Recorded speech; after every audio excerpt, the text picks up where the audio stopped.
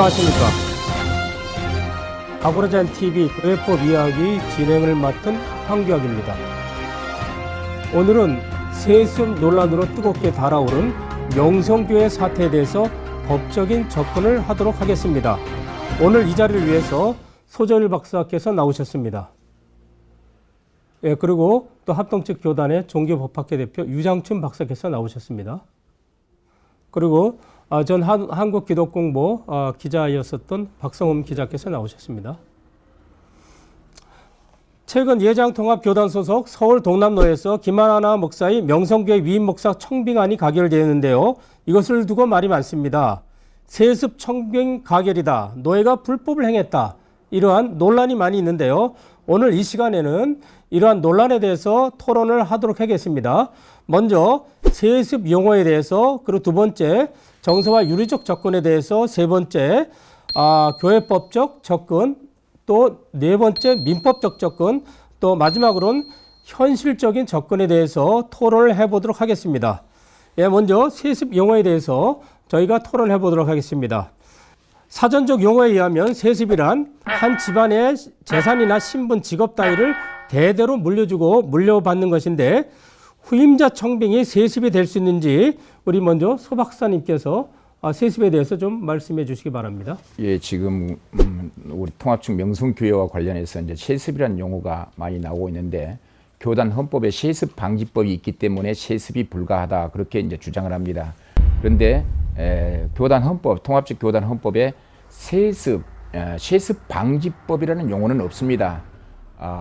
지교의 이임 목사 청빙 제한에 대한 규정은 있는데, 그것을 세습 방지법으로 해석해서 명성교회에는 담임 목사님이었던 김삼환 목사님, 원로 목사님이신 이제 김삼환 목사님의 그 아들을 담임 목사로 청빙하려고 하니, 이를 반대할 명분과 조건을 찾다 보니 교단 헌법의 규정을 세습으로 해석해서 세습 반대 운동을 펼치고 있는 것으로 이제 알고 있는데, 이에 대해서 박 기자님 어떻게 생각하십니까?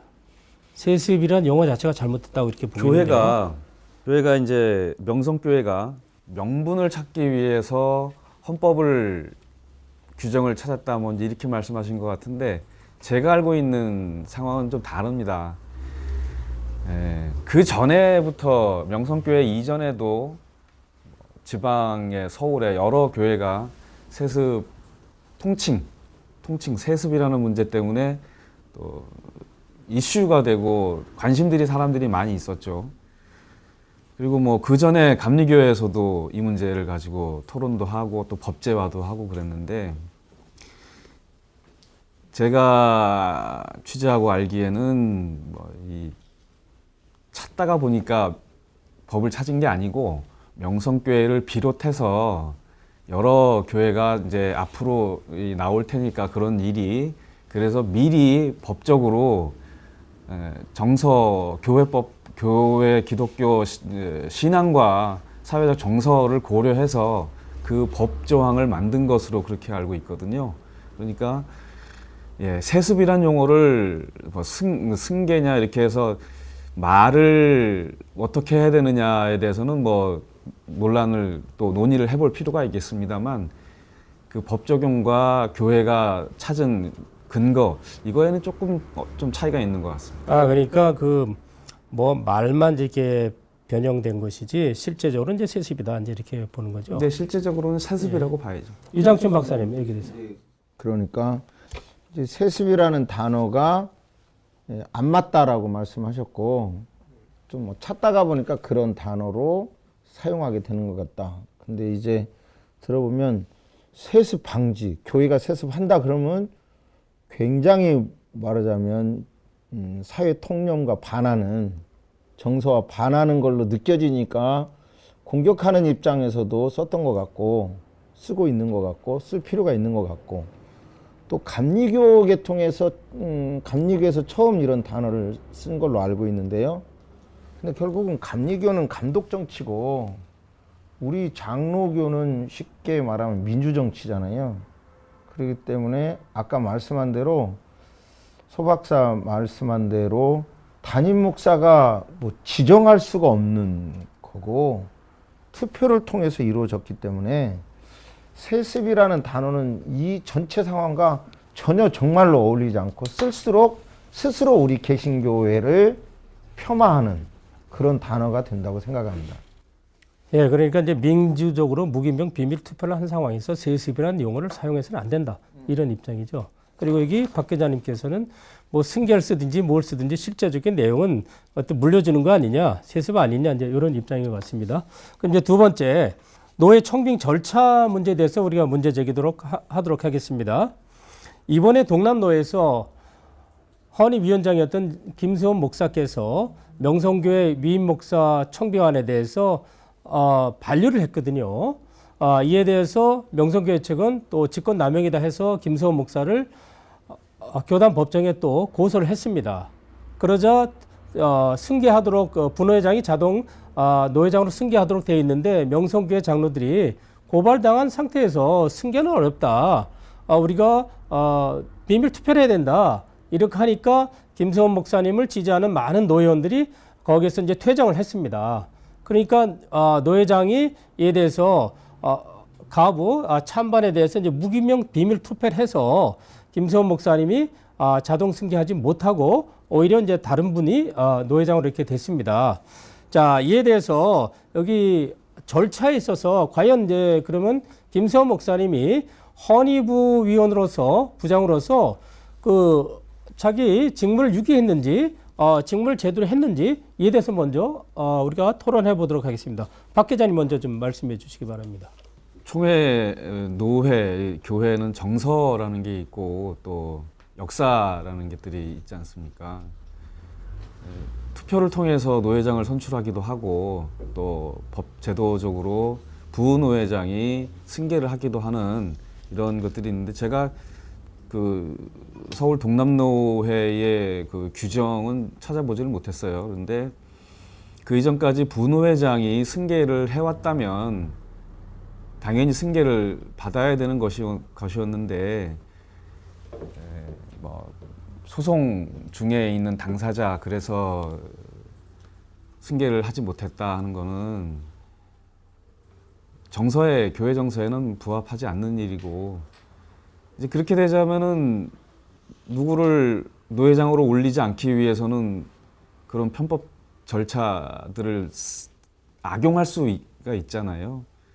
그래서 예전에 해왔던 대로 하지 않고 어떤 다른 변수가 있어서 그 변수가 대입돼서 결과적으로 다른 결과가 나왔다면 이거는 누가 그거를 잘 그대로 있는 그대로 수용을 하겠습니까? 그건 정서에 부합하지 않고 어떤 개입이 있었다 이렇게 볼 수가 없어요.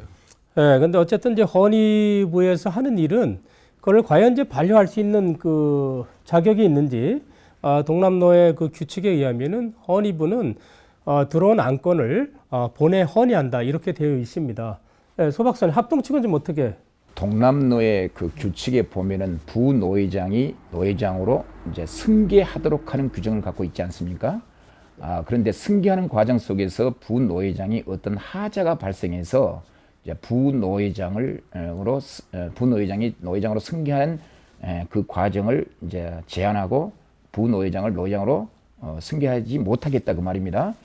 노회 규칙에 부노회장이 노회장으로 자동으로 승계한다 하더라도 특별한 사정이 없는 한 승계가 가능하지만 어떤 그 회원들에 의해서 부노회장에 대한 특별한 하자를 원인으로 해서 노회장으로 승계할 수 없다라고 본회가 결의를 했을 때 그 결의를 누가 위법이라고 말할 수 있겠느냐고요. 종교 내부 자치법규에 의해서 그 법규에 대한 해석권을 갖고 있는 그 본회에서 특별한 하자를 원인으로 해서 노회 규칙상 부노회장을 노회장으로 승계할 수 없다 결의했을 때 과연 그 결의가 효력이 없다라고 말할 수 있는가?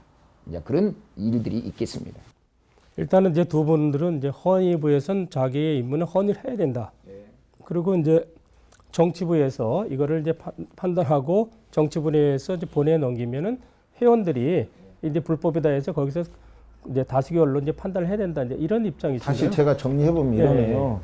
명성교회는 헌의부에 냈는데 헌의부가 반려하니까 명성교회는 다시 부전지 제도를 활용해서 다시 올렸더니 정치부에서 다뤘고 정치부에서는 본회의에서 다뤘고 본회의에서는 받아들이기로 했다는 내용이죠. 예, 맞습니다. 그러니까. 요약하면 이제 그렇게 되는데 그 이제 절차가 여러 가지가 있어요. 다 아시겠지만 교회가 노회에 직접 상정하지 않잖아요. 시찰회라는 거를 거쳐서 시찰회가 하도록 돼 있는데 과정 중에는 시찰회가 모여서 이걸 하지 않기로 했고 그래서 그 시찰회가 다시 뭐 한 번, 두 번 이렇게 모이는 과정이 있었고 그래서 결국은 또 노회 헌의부로 접수가 됐고 헌의부에서 헌의부의 부장은 심의하고 상정하지 않는 것도 헌의위원회의 헌의부가 할 일이다. 마땅히 할 수 있는 일이다. 이렇게 주장을 하고 있고 뭐 얘기가 좀 엇나가는 것 같습니다만 민주적인 절차에 대해서도 민주적인 절차를 거쳤다고 하고 그 거친 거는 기본적으로 법을 기준으로 하고 있잖아요. 이제 뒤에 또 얘기가 나오겠습니다만 현재 법에서 법 개정이 되지 않은 그 법을 가지고 적용을 해야 되는데 법 개정이 되지 않은 상태에서 절차, 뭐 의결 종족수나 뭐 개회 종족수나 이런 절차를 거쳐서 합법적으로 다 됐다 이렇게 말하는 데에는 민주적인 절차라는 과정에서 어폐가 있지 않나 이렇게 생각이 돼요.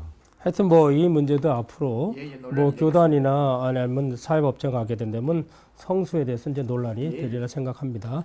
예, 다음에는 그 이번에 그 예장통합 헌법위원회 100일의 헌법위원회에서 제28조 6항 소위 이제 세습 방지법에 대해서 위헌이라고 이제 판단을 했습니다. 그러면은 명성교회 측에서는 위헌 판단을 했기 때문에 바로 지체 없이 시행한다는 헌법 규정에 따라 바로 시행을 해야 된다. 그렇게 해서 아들에 대한 위임 목사 청빙을 동남노를 통해서 이제 시행을 했고요. 그러나 또 그 반대 측은 이게 새롭게 개정될 때까지는 효력이 있다. 예, 유 박사님 여기 대해서 제가 가진 통합적 헌법책이 2011년 판이에요. 그러니까 지금 말씀한 문제가 되는 28조 6항이 없습니다. 예, 그때는 그러니까 아마 그 이후에 2015년에 만들어졌다고 보고 그다음에 여기서 이제 쟁점이 헌법해석위원회의 문제인데요. 이렇게 되면 법리적으로 36조 헌법해석의 질의 시행 및 재심의 요구가 있는데 헌법해석의 권한이 있는 기관인 총회, 폐회 중에는 헌법위원회라고 여기는 분명히 못 박아놨어요. 그러니까 총회가 헌법을 해석하는 권한자인데 이 책을 보면 파회 중에는 헌법해석위원회가요. 헌법위원회가 있다라고 명시하고 있어요. 그래서 해석권에 대해서는 당사자나 해석기관은 지체 없이 시행하여야 하고 지체 없이 시행해야 되고 그 한 사례가 지금 대통령 탄핵 사건의 우리 헌법재판소 판결 같은 거죠.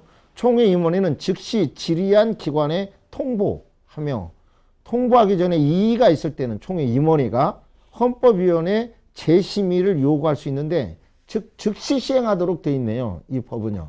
그 부분에 대한 설명은 좀 보충이 필요한데요. 그 헌법 어딘가 아마 있어요. 제가 미리 찾아보질 못해서 그런데 그런 게 논란이 한번 있어서 헌법 개정을 거쳐서 공표한 이후에 시행하도록 하는 결의가 있었어요. 헌법에 대해서 그 뭐 어떤 사건이었는지는 모르겠는데 그러니까 지금처럼 해석을 하고 바로 시행을 하고자 할 때 이거를 지금 시행을 해도 되느냐, 헌법을 개정 절차를 거쳐서 노회 수위를 거쳐서 개정 공표가 된 이후에 시행해야 되느냐, 이게 논란이 한번 있어서 그게 정리가 됐어요. 법을 개정한 이후에 공표된 이후에 시행해야 된다. 그런 논란이 한번 있었습니다. 왜 이런 문제가 발생하냐면은 이제 우리 통합측 교단의 명성교회 사건과 관련하여 심각한 교단 헌법에 대한 논의가 이제 정식으로 이제 시작된 것 같습니다. 통합측 교단 헌법은 우리 그 한국의 우리 최초의 선교사들에 의해서 이제 정착된 장로교 헌법이 있지 않습니까? 1922년 반. 그런데 통합측은 2007년에 그 장로교 헌법을 전면 개정을 했어요. 전면 개정을 할 때 아주 실정법에 우리나라 국가법에 맞게끔 거기에 참고해서 이제 교단 헌법을 전면 개정했는데 개정할 때 우리 대한민국 그 3심제 7위의 신급과 관할인 이제 지방법원, 고등법원, 대법원 이외에 헌법재판소를 두고 있지 않습니까? 이제 그런 유사한 단체로서 헌법위원회를 뒀단 말입니다. 이제 교단 헌법의 규정에. 자, 그러면 헌법위원회의 권한은 어떤 권한이 있느냐? 그 헌법을 해석할 수 있는 권한이 있습니다. 그 다음에 두 번째, 그 헌법이 합헌이냐, 이제 그 헌법이 위헌 여부가 있을 경우는 위헌 판단을 할 수가 있습니다.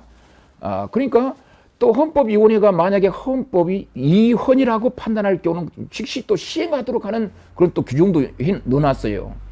그러면 헌법위원회가 정치 28장 6조 그 지교의 청빙 제한 그 사항이 헌법위원회가 헌법의 가치에 입이된다. 위헌이다 판단을 했단 말입니다. 그럼 그건 즉시 시행하도록 돼 있는데 교단 헌법은 개정되지 않았다는 거예요. 그러면 교단 헌법이 어떤 규정을 해놨어야 하냐면, 자, 교단 헌법을 위헌이라고 헌법위원회가 판단했을 때 헌법위원회의 그 판단은 그 헌법의 그 관련 조항을 효력을 정지시킬 것인가, 적용할 수 없는가, 적용해도 되는가, 그런 규정들이 없어요 지금 현재 교단 헌법에. 그러니까 계속 이런 논란이 벌어진 거예요. 한쪽에서는 헌법 개정한 사실이 없기 때문에 헌법대로, 한쪽에서는 헌법위원회가 결정한 것이, 판단하는 것이 위헌 판단이 또 시행하기로 했으니까 그대로 시행하면 되는 거고, 양쪽 주장이 처음에 지금 대립되고 있는데 이런 대립이 나올 수밖에 없는 헌법 구조를 갖고 있습니다 지금. 그렇죠. 야, 지금 제가 좀 전에 얘기한 대로 시행 유보, 효력 정지 등은 헌법과 헌법 시행 규정에 명시된 절차에 의한 조문의 신설 없이는 법원의 총회 결의나 법원의 판결, 명령으로도 할 수 없다. 이렇게 또 돼 있으니까 양쪽 이게 법률이 좀 충돌하고 있죠. 지금. 헌법위원회가 위헌이라고 보고를 했단 말입니다. 근데 본회 그걸 또 받았다는 거죠. 예, 받았습니다. 예. 그러니까 그것도 총회 효력을, 강력한 총회 효력을 갖고 있단 말이에요. 예. 그러니까 명성교회 주장은 헌법위원회에서 위헌이라고 해서 우리는 청빙했다. 그랬을 때 반대 측에서는 헌법을 개정하지 않았다라는 그 명분으로 명성교회 이임 목사 청빙을 막을 길이 있겠는가. 명성교회 측은 헌법위원회, 교단 헌법대로, 헌법 규정대로 헌법위원회가 위헌 판단을 했을 때 위헌 법률 심사를 통해서 효력을 정지시켰으니 우리는 그 법에 의해서, 그걸 또 총회가 받았기 때문에 우리는 그 법에 의해서 청구를 했다. 너희가 결의했다. 이제 그러면 총회는 어떤 판단을 내릴지 이제 그게 앞으로 쟁점이 되겠죠. 제가 보면 이제 단순하게 우리 국가에는 헌법이 있고 수많은 법이 있잖아요. 근데 늘 말씀드린 대로 이 우리 교단 헌법은 이거 하나의 문자 자체도 헌법이고 민법, 형법, 행정법 다 들어갔어요.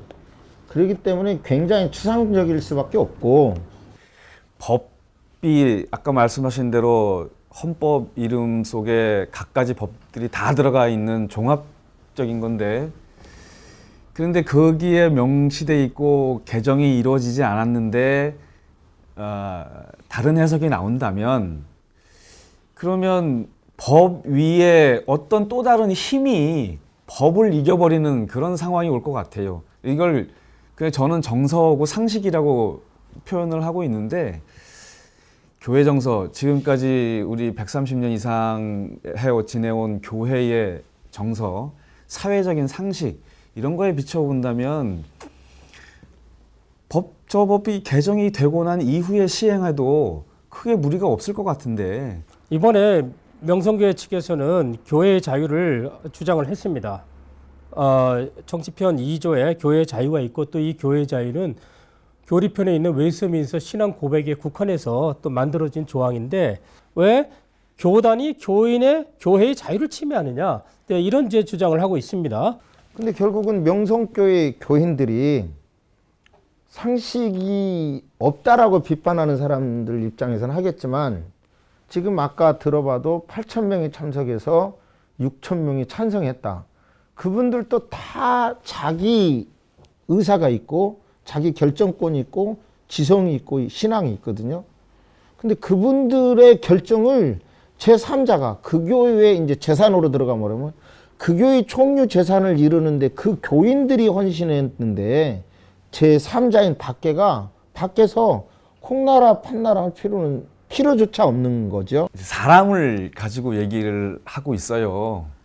사람을 통상 저도 교회 가면서 담임 목사님을 보고 면모를 보고 담임 목사님의 설교를 보고 분위기를 사람들의 분위기를 보고 뭐 선택도 하고 또 교회를 떠나기도 하고 이렇게 사람의 포커스를 맞추고 있는데 그렇게 배우지는 않았어요. 사실 그 인본주의라고 비판을 받았고 하나님 보고 예수님하고 나하고의 1:1 관계를 가지고 신앙을 하는 거고 공동체를 형성해 가는 게 이게 교회고 신앙이라고 그렇게 배웠는데도 불구하고 현실적으로는 사람을 보고 있어요. 그렇게 되더라고요. 명성교회 문제를 보면서 제일 안타까웠던 게 그 준비된 사람이다. 또 그만큼의 식견과 우리 교회를 잘 이끌어갈 만한 분이다. 이렇게 판단한 거에 대해서 굉장히 존중을 해요. 존중을. 하지만 안타까운 게 그게 인본주의가 아닌가 사람 보고 또 결국은 위에 그 역사적으로 위에 선대의 신앙의 지도자들이 교육을 통해서 이루어진 뭐 우민학까지 여기다 뭐 갖다 대기는 좀 어렵겠습니다만 그런 결과의 산물이 아닐까. 그러니까 지금 28조 6항 지교의 청빙 제한 규정, 교단 소속 목사로서 아무런 자격이 없는데 특정한 어떤 교회의 부목사, 담임목사로 청빙받을 수 없다라고 한다는 것은 부목사님들에게, 많은 목회자님들에게 직업 선택의 자유를 제한한 것과 똑같은 개념이에요. 그리고 개교회는 그런 자격이 없는 목회자를 청빙하겠다고 하는데 청빙하지 말라. 아니 승인권, 이목사, 담임목사, 승인을 거부할 수 있는 그 승인 거부권을 행사하는 게 아니라 아예 청빙하지 말라. 그건 개교의 자율권을 침해하는 행위다. 그렇게 보는 거죠.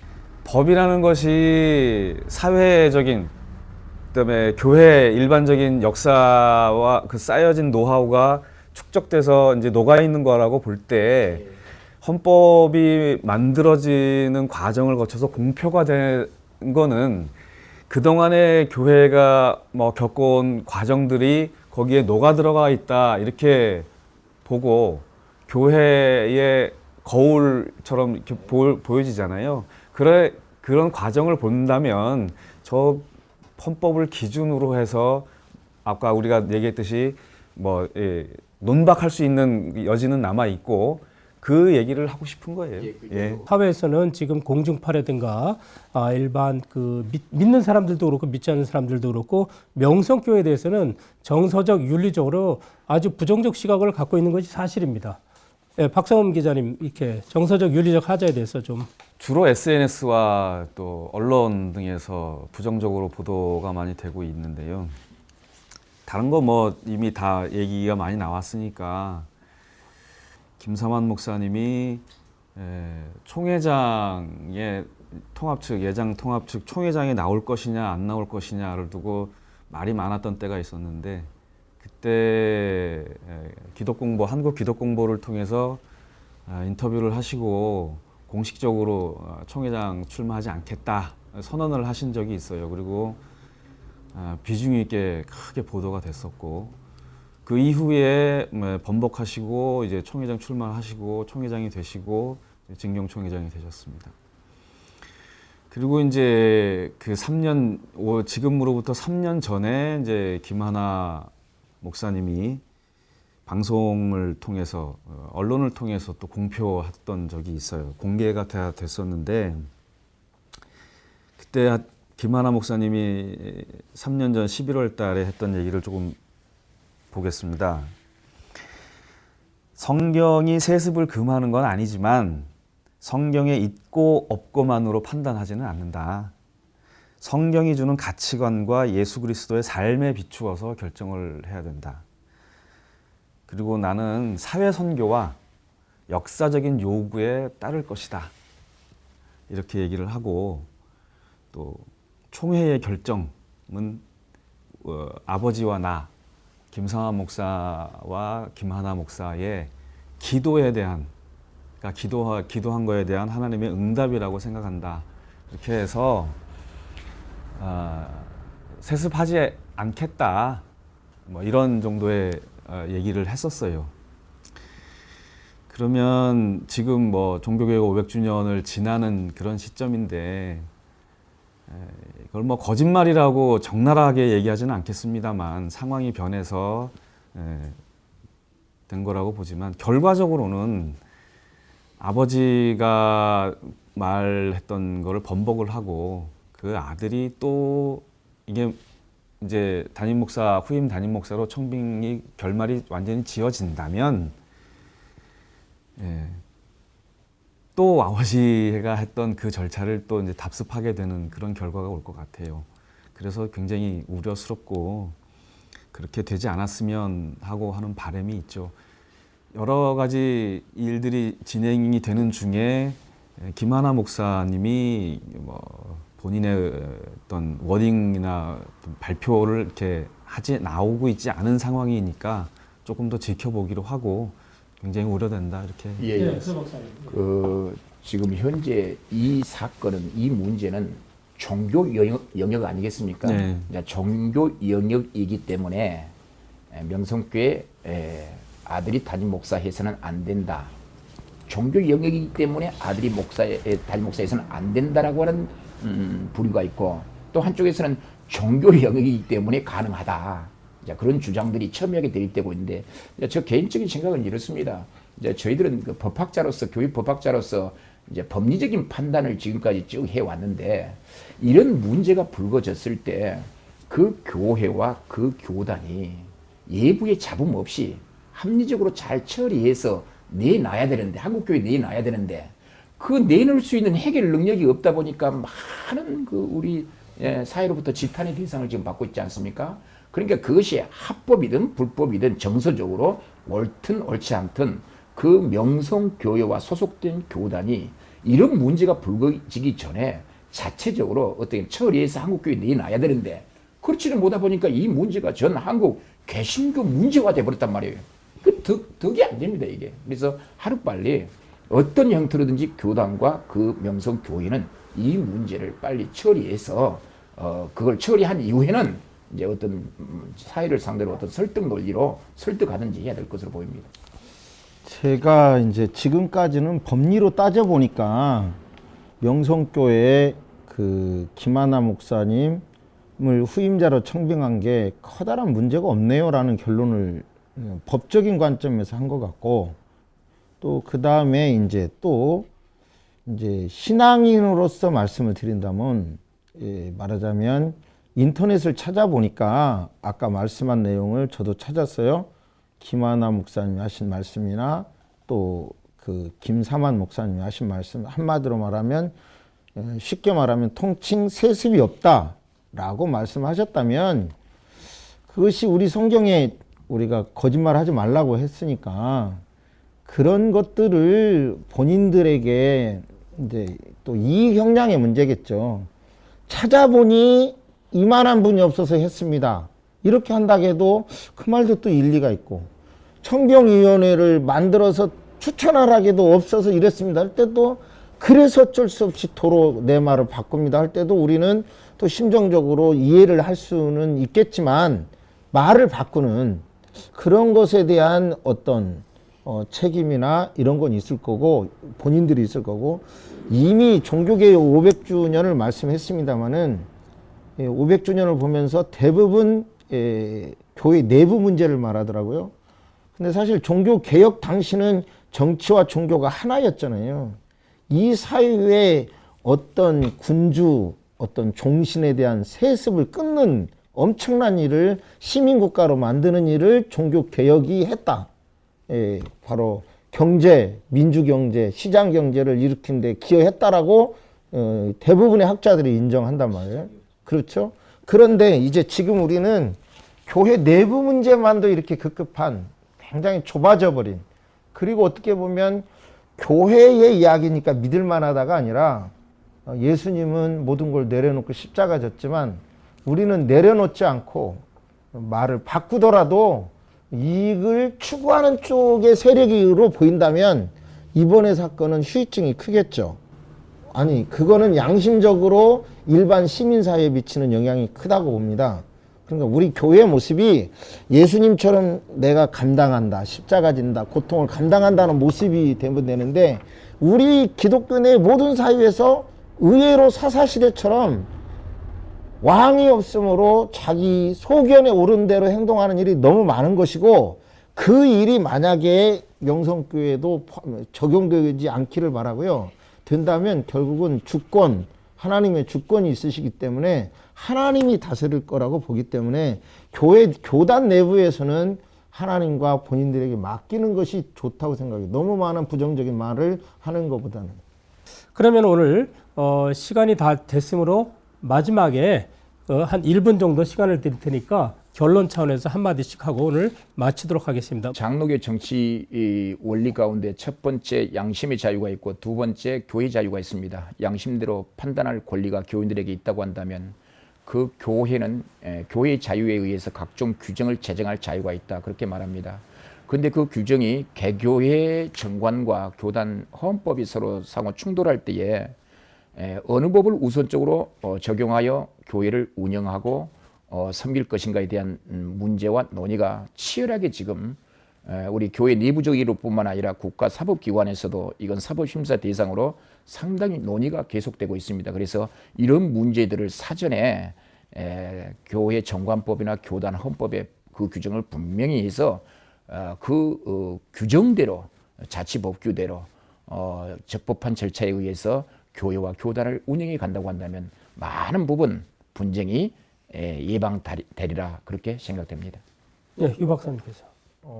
최근 신문에 보니까 국가가 위기를 처할 때 교회는 기도했다고 하면서 그 대형 광고를 받고 거기에 명예준비위원장에 김삼환 목사님의 조남이 있는 걸 봤어요. 그러면 한국 교계는 어디에서 주최했는지는 몰라도 존중받는 지도자이시란 말이에요.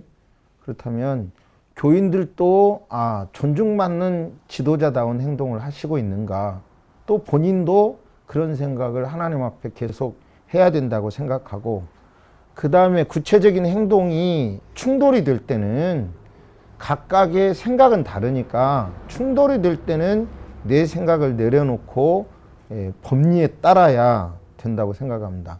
그러니까 결국은, 그러나 교회는 법리를 따르고 당사자는 너무 내 이익을 쟁취하기보다는 또 하나님 앞에서 내가 어떻게 서야 하는가를 물어서 행동할 때 존중받는 교회가 될 것이고, 이런 질서를 어길 때는 법으로는 힘으로 뭔가 밀어붙였다 하더라도 결국은 하나님이 징계하는 것을 또 너무 많이 보는 목회 현장에서 보니까 이걸로 너무너무 말을 많이 하기보다는 말을 하나님께 맡기는 것도 좋은 대안이라고 생각합니다.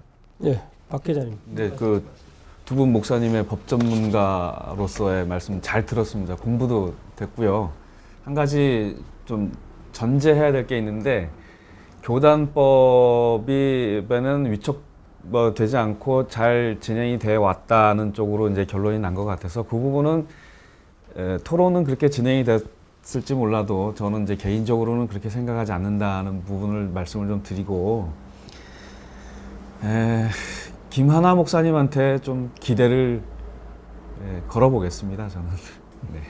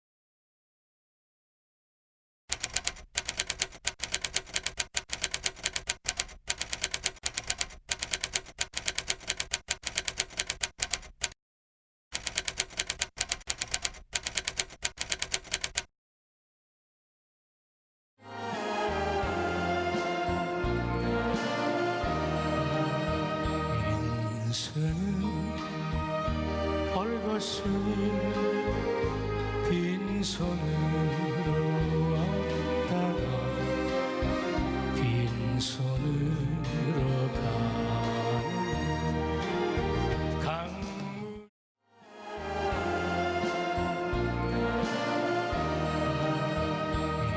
인생은 벌겋으니 빈손으로